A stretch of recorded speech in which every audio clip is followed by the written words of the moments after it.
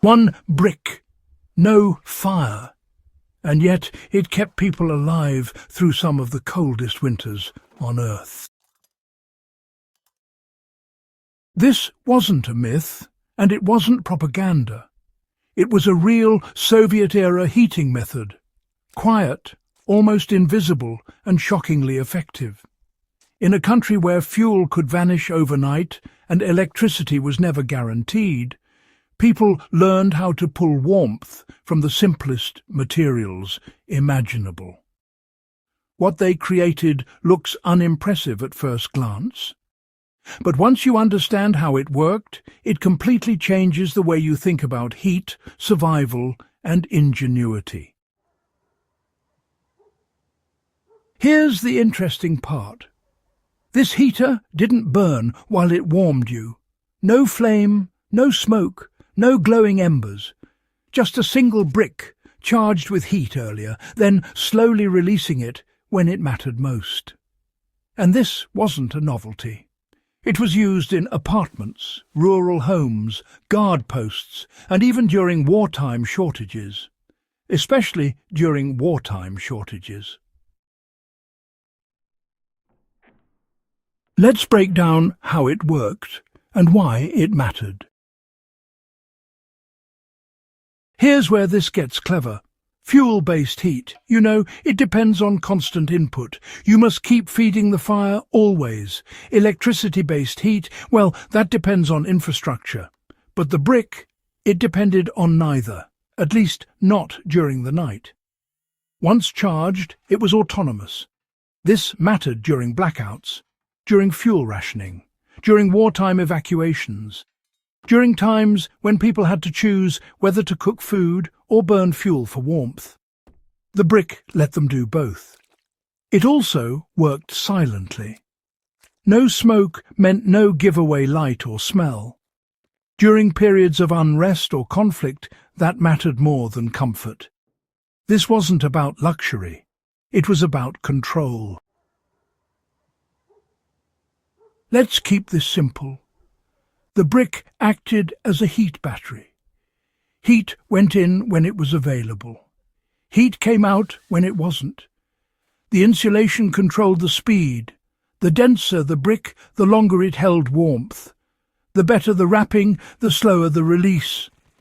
People learned through experience how hot was too hot. Overheating could crack a brick or scorch fabric. So they didn't rush it. Slow heating. Even heating. Patience. This knowledge wasn't written in manuals. It was passed down, quietly, practically, from one winter to the next. What's fascinating is how old this idea really is. Long before the Soviet era, civilizations understood thermal mass. Roman hypocausts used stone and brick to store heat under floors. Traditional masonry stoves across Eastern Europe worked on the same principle. Burn fast, then radiate warmth for hours. The one-brick heater was the stripped-down version. No architecture, no construction, just the core idea, reduced to its essentials. That's why it fits perfectly into pre-modern survival thinking. Use what you have. Understand materials. Work with physics, not against it. Now, let's be honest. This wasn't a miracle heater. It didn't replace stoves. It didn't turn freezing rooms into warm lounges. It worked best in small spaces, under blankets, or close to the body. Its power was subtle but reliable. And that reliability was everything. When modern systems failed, and they often did, this still worked.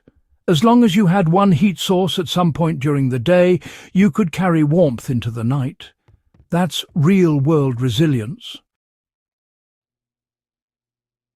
Here's the unexpected twist. This technique is just as relevant now as it was then. Power outages, fuel shortages, emergency shelters, cold weather camping, even off-grid living. The principles haven't changed. Modern materials might improve insulation, but the core idea remains the same. Store heat when you can. Release it when you must. Safely, quietly, efficiently. The Soviet one-brick heater wasn't about ideology. It was about survival under pressure. And that makes it timeless. This is what history teaches us when we actually listen. Ingenuity doesn't always look impressive. Sometimes it looks like a brick wrapped in cloth. But behind that simplicity is deep understanding of materials, of risk, of human need. People didn't survive harsh winters because they had better technology. They survived because they understood how to use what they had better than anyone else. And that's the real warmth this story carries forward. If you enjoyed uncovering this forgotten survival method, make sure you subscribe to Before Modern Times. Like the video if you appreciate practical history that actually works. Share it with someone who loves old-world ingenuity. And stay with us, because the past still has a lot to teach those who know how to listen.